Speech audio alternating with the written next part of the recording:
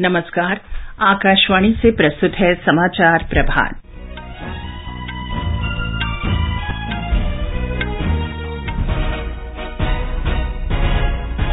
प्रधानमंत्री नरेंद्र मोदी बजट उपरांत पीएम विश्वकर्मा कौशल सम्मान विषय पर आज वेबिनार को संबोधित करेंगे। वाणिज्य और उद्योग मंत्री पीयूष गोयल नई दिल्ली में राष्ट्रीय स्टार्टअप सलाहकार परिषद की 6ठी बैठक की अध्यक्षता करेंगे। मध्य रेलवे ने ब्रॉडगेज लाइन के 100% विद्युतीकरण की उपलब्धि हासिल की। 5 लाख टन वार्षिक कार्बन उत्सर्जन कम होगा। अमेरिका की प्रतिनिधि सभा ने कोविड-19 की उत्पत्ति के बारे में खुफिया विभाग की जानकारी सार्वजनिक करने के पक्ष में सर्वसम्मति से मतदान किया। भारत ने FIH प्रो लीग हॉकी प्रतियोगिता में विश्व चैंपियन जर्मनी को 3-2 से हराया और मुंबई में महिला प्रीमियर लीग में यूपी वॉरियर्स ने रॉयल चैलेंजर्स बैंगलोर को 10 विकेट से पराजित किया।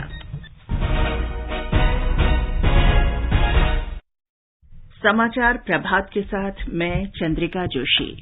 प्रधानमंत्री नरेंद्र मोदी आज पीएम विश्वकर्मा कौशल सम्मान विषय पर वेबिनार को संबोधित करेंगे। केंद्रीय बजट 2023 में घोषित योजनाओं के प्रभावी कार्यान्वयन में विचारों और सुझावों के लिए सरकार 12 वेबिनार आयोजित कर रही है। ये वेबिनार इसी श्रृंखला का हिस्सा है। प्रधानमंत्री विश्वकर्मा कौशल सम्मान का उद्देश्य गुणवत्ता, आकार और शिल्पकारों के उत्पाद और सेवाओं की पहुंच में स्वदेशी और वैश्विक मूल्य श्रृंखलाओं के साथ समेकित सुधार लाना है। इस वेबिनार में विभिन्न विषयों पर 4 सत्र आयोजित किए जाएंगे। इसमें स्वदेशी और वैश्विक बाजारों के साथ व्यापार को जोड़ने, लाभार्थियों की पहचान और कार्यान्वयन ढांचे सहित विभिन्न विषयों पर चर्चा की जाएगी। वाणिज्य और उद्योग मंत्री पीयूष गोयल आज नई दिल्ली में राष्ट्रीय स्टार्टअप सलाहकार परिषद की 6ठी बैठक की अध्यक्षता करेंगे। बैठक में भारतीय स्टार्टअप व्यवस्था के विकास से संबंधित महत्वपूर्ण मामलों पर विचार विमर्श किया जाएगा। केंद्र सरकार ने देश में स्टार्टअप्स के नवाचार को प्रोत्साहन देने के लिए मजबूत व्यवस्था बनाने और देश में स्टार्टअप्स की सतत आर्थिक वृद्धि और बड़े स्तर पर रोजगार के अवसरों के लिए जरूरी उपायों के बारे में परामर्श देने के लिए परिषद का गठन किया है। परिषद स्टार्टअप्स व्यवस्था के विस्तार और स्टार्टअप पहल के अंतर्गत राष्ट्रीय कार्यक्रम के पोषण के लिए क्षेत्रों की पहचान करने में महत्वपूर्ण भूमिका निभा रहा है। बैठक में Shri Goyal startup India investor connect portal का शुभारंभ भी करेंगे। समाचार कक्ष से मुकेश कुमार। मध्य रेलवे ने 3,825 किलोमीटर ब्रॉडगेज लाइन का 100% विद्युतीकरण कर दिया है। इससे वार्षिक 5 लाख टन से अधिक कार्बन उत्सर्जन में कमी आई है तथा 1,670 करोड़ रुपए की बचत हुई है। मध्य रेलवे की विज्ञप्ति में बताया गया है कि 23 फरवरी को सोलापुर मंडल में औसा रोड से लातूर रोड के बीच 52 किलोमीटर लंबी लाइन का विद्युतीकरण कार्य पूर्ण होने पर 100% विद्युतीकरण का लक्ष्य प्राप्त कर लिया गया। इससे ईंधन के खर्च में कटौती होगी तथा देश का कार्बन क्रेडिट बढ़ेगा। रक्षा मंत्रालय ने भारतीय वायुसेना के लिए हिंदुस्तान एयरोनॉटिक्स लिमिटेड के 6 डॉर्नियर 228 विमान खरीदने के एक समझौते पर हस्ताक्षर किए हैं। इनकी कुल लागत 667 करोड़ रुपए होगी। ये विमान मालवहन और संचार संबंधी कार्यों के लिए प्रयोग किए जाएंगे। इनका उपयोग मालवाहक पायलटों के प्रशिक्षण के लिए भी होगा। त्रिपुरा के मुख्यमंत्री माणिक साहा ने मंत्रिपरिषद के विभागों का बंटवारा कर दिया है। मुख्यमंत्री ने गृह मंत्रालय, स्वास्थ्य और परिवार कल्याण, लोक निर्माण विभाग सहित अन्य महत्वपूर्ण विभाग अपने पास रखे हैं। वरिष्ठ विधायक रतन लाल नाथ को ऊर्जा, कृषि कल्याण तथा चुनाव विभाग दिया गया है। वित्त योजना और समन्वय विभाग परमजीत सिंह राय को सौंपा गया है। सुशांता चौधरी को खाद्य नागरिक आपूर्ति और उपभोक्ता मामलों, परिवहन और पर्यटन विभाग आवंटित किया गया है। श्री संताना चकमा उद्योग और वाणिज्य, जेल तथा अल्पसंख्यक कल्याण मंत्रालय का कार्यभार संभालेंगे। युवा कार्य और खेल मंत्री अनुराग सिंह ठाकुर आज पुणे में सिम्बायोसिस अंतर्राष्ट्रीय विश्वविद्यालय में 4थी Y20 विचार विमर्श बैठक का शुभारंभ करेंगे। Y20 सभी G20 सदस्य देशों के युवाओं का आधिकारिक विमर्श मंच है। ये समाचार आकाशवाणी से प्रसारित किए जा रहे हैं। पापा ये सब? हाँ, जो चीजें सालों से बेवजह पड़ी हो उन्हें हटा देना चाहिए। ये भी दादाजी की पुरानी पासबुक और एफडी। अरे ये कैसे रह गया? पैसे गए? नहीं, उपाय है। बैंक खाते को संचालित करते रहना चाहिए, वरना खाता इनऑपरेटिव हो जाता है। ऐसे में बैंक से संपर्क करें, खाता सक्रिय करवाएं और आपकी रकम जो है उसे ब्याज समेत क्लेम करें। दादू ये आरबीआई कहता है जानकार बनिए, सतर्क रहिए। सही कह रहा है। जरा गौर से सुनिए, अपने एडवांस टैक्स की आखिरी किस्त 15 मार्च 2023 या उससे पहले अवश्य जमा करें। समय पर अपने अग्रिम कर का भुगतान करके आप न केवल वर्ष के अंत में एक बड़े कर भुगतान का बोझ कम करते हैं, बल्कि देर से भुगतान के लिए ब्याज और दंड से भी बचते हैं। आपके द्वारा जमा किए गए कर की राशि देश के बुनियादी ढांचे को मजबूत बनाने, शिक्षा, सामाजिक योजनाएं व देश की सुरक्षा और स्पेस कार्यक्रम जैसे महत्वपूर्ण कार्यों को अंजाम देने में काम आती है। तो फिर देर न करें, आज ही अपना एडवांस टैक्स जमा कराएं। प्रत्येक आयकरदाता एक राष्ट्र निर्माता। समाचार प्रभात में आपका फिर स्वागत है। राष्ट्रपति द्रौपदी मुर्मू ने कल नई दिल्ली में जवाहरलाल नेहरू विश्वविद्यालय के दीक्षांत समारोह को संबोधित किया। राष्ट्रपति ने कहा कि ये विश्वविद्यालय विविधताओं के बीच भारत की सांस्कृतिक एकता का जीवंत उदाहरण प्रस्तुत करता है। राष्ट्रपति ने कहा कि विश्वविद्यालय के विद्यार्थियों और शिक्षकों ने शिक्षा तथा अनुसंधान, राजनीति, लोकसेवा, कूटनीति, सामाजिक कार्य, मीडिया, साहित्य, कला और संस्कृति जैसे विभिन्न क्षेत्रों में महत्वपूर्ण योगदान दिया है। राष्ट्रपति मुर्मू ने जेएनयू समुदाय से इन मूलभूत सिद्धांतों का दृढ़ता से पालन करने का आग्रह किया। प्रधानमंत्री नरेंद्र मोदी ने आपदा प्रबंधन के लिए बहुआयामी प्रणाली विकसित करने का आह्वान किया है। उन्होंने कहा कि मजबूत आपदा प्रबंधन प्रणाली के लिए आपदा की पहचान और सुधार आवश्यक है। प्रधानमंत्री कल नई दिल्ली में राष्ट्रीय आपदा न्यूनीकरण के राष्ट्रीय मंच के तीसरे सत्र का उद्घाटन कर रहे थे। श्री मोदी ने कहा कि आपदा से नुकसान कम करने का सर्वोत्तम रास्ता आपदा प्रबंधन में सुधार लाना है। उन्होंने कहा कि आपदा प्रबंधन के लिए स्थानीय स्तर पर नियोजन और दिशा निर्देश बनाने की आवश्यकता है।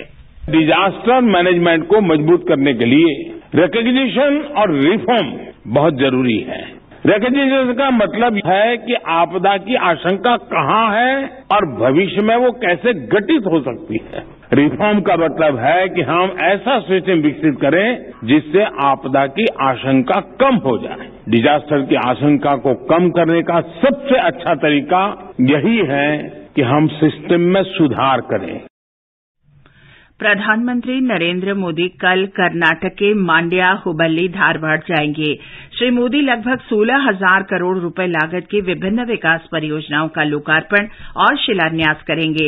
मांड्या में प्रधानमंत्री बेंगलुरु मैसूरू एक्सप्रेसवे राष्ट्र को समर्पित करेंगे। श्री मोदी 92 किलोमीटर लंबे 4 लेन के मैसूरू कुशलनगर राजमार्ग का शिलान्यास करेंगे।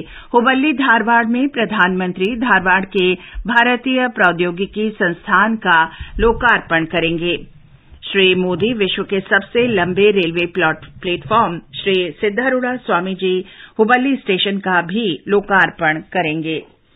केंद्रीय गृह मंत्री अमित शाह कल हैदराबाद में राष्ट्रीय औद्योगिक सुरक्षा अकादमी में केंद्रीय औद्योगिक सुरक्षा बल सीआईएसएफ के 54वें स्थापना दिवस समारोह में हिस्सा लेंगे। सीआईएसएफ के स्थापना दिवस का आयोजन पहली बार दिल्ली से बाहर किया जा रहा है। संवाददाताओं को संबोधित करते हुए सीआईएसएफ के अपर महानिदेशक पीयूष आनंद ने बताया कि अर्धसैनिक बल लगभग 70 हवाई अड्डों, बंदरगाहों और केंद्रीय संस्थानों के अतिरिक्त 11 प्रतिष्ठित निजी संस्थानों को सुरक्षा प्रदान कर रहे हैं। मुख्य निर्वाचन आयुक्त तथा निर्वाचन आयोग के अन्य सदस्यों ने कल बेंगलुरु में मतदान प्रक्रिया के प्रति जागरूकता पैदा करने के लिए मतदान महोत्सव 2023 का उद्घाटन किया। मुख्य निर्वाचन आयुक्त राजीव कुमार तथा निर्वाचन आयुक्त अनूप चंद्र पांडे और अरुण गोयल ने मतदाताओं को शिक्षित करने के लिए महोत्सव का शुभारंभ किया। ब्यौरा हमारे संवाददाता से।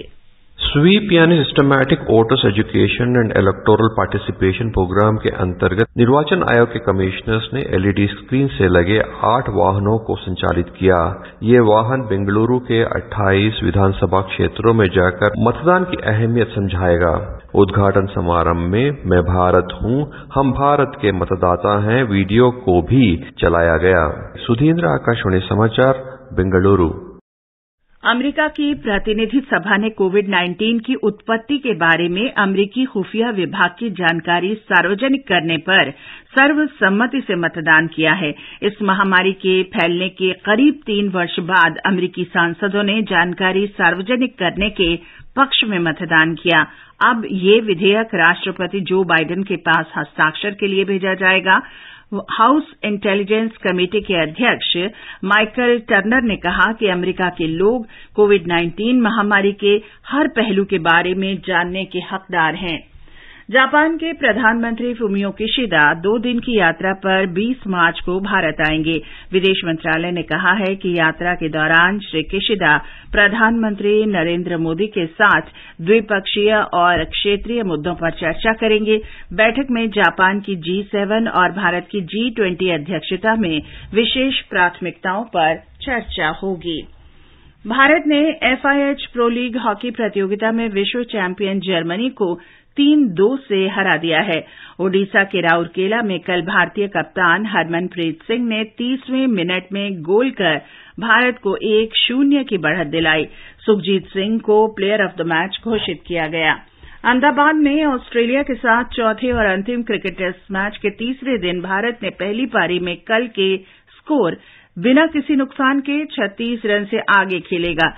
रोहित शर्मा 17 और शुभमन गिल 18 रन बनाकर क्रीज पर हैं। ये समाचार हमारी वेबसाइट newsonair.gov.in/hindi पर भी उपलब्ध हैं। नमस्कार दोस्तों, मैं डॉक्टर अमृता बजाज आ रही हूँ कार्यक्रम अभ्यास, जिसका विषय है भूगोल, और हम सभी मिलेंगे शनिवार रात 9:30 बजे FM गोल्ड पर, तो सुनिएगा जरूर कार्यक्रम अभ्यास। और अब आज की समाचार पत्रों की सुर्खियों के साथ हैं फरहत नाज। धन्यवाद चंद्रिका। भारत और ऑस्ट्रेलिया के बीच कई अहम समझौते आज अखबारों की सुर्खियों में हैं। देशबंधु ने लिखा है, प्रधानमंत्री मोदी ने भारतीयों की ऑस्ट्रेलिया में सुरक्षा का मुद्दा उठाया। जनसत्ता की सुर्खी है, भारत और ऑस्ट्रेलिया ने व्यापार और रक्षा क्षेत्र में बढ़ाए कदम। अल्बनीज के समक्ष मंदिरों पर हमले का मुद्दा उठाया मोदी ने। ऑस्ट्रेलिया ने दिलाया सुरक्षा का भरोसा। बीएसएफ में 10% सीटें पूर्व अग्निवीरों के लिए आरक्षित और आयु सीमा में छूट भी मिलेगी। केंद्र की ये अधिसूचना अधिकांश अखबारों में पहले पन्ने पर विस्तार से दी है। अमर उजाला की खबर है, देश का औद्योगिक उत्पादन जनवरी में 5.2% की दर से बढ़ा। मुद्रा कर्ज की 70% लाभार्थी महिलाएं। इस खबर को कई अखबारों ने दिया है। H3N2 इन्फ्लुएंजा से हरियाणा और कर्नाटक में राज्य सरकारों को सतर्कता बरतने के निर्देश। कोविड सतर्कता नियमों का पालन जरूरी। नीति आयोग की आज इस संबंध में राज्यों के साथ बैठक की चर्चा भी अखबारों में है। जनसत्ता ने लिखा है, स्वास्थ्य मंत्रालय लगातार नजर रख रहा है, इस महीने के अंत तक मामले घटने की आशा। श्रीनगर में एशिया के सबसे बड़े ट्यूलिप गार्डन में 16 लाख फूलों के खिलने के खूबसूरत चित्र के साथ दैनिक भास्कर ने लिखा है, 19 मार्च से आम लोग इसे देख सकेंगे। और अंत में मुख्य समाचार एक बार फिर। प्रधानमंत्री नरेंद्र मोदी आज बजट उपरांत पीएम विश्वकर्मा कौशल सम्मान विषय पर वेबिनार को संबोधित करेंगे। वाणिज्य और उद्योग मंत्री पीयूष गोयल नई दिल्ली में राष्ट्रीय स्टार्टअप सलाहकार परिषद की 6ठी बैठक की अध्यक्षता करेंगे। मध्य रेलवे ने ब्रॉडगेज लाइन के 100% विद्युतीकरण की उपलब्धि हासिल की। अमेरिकी प्रतिनिधि सभा ने कोविड-19 की उत्पत्ति के बारे में खुफिया विभाग की जानकारी सार्वजनिक करने के पक्ष में सर्वसम्मति से मतदान किया। और भारत ने FIH प्रो लीग हॉकी प्रतियोगिता में विश्व चैंपियन जर्मनी को 3-2 से हराया। इसके साथ ही समाचार प्रभात का ये अंक समाप्त हुआ। नमस्कार।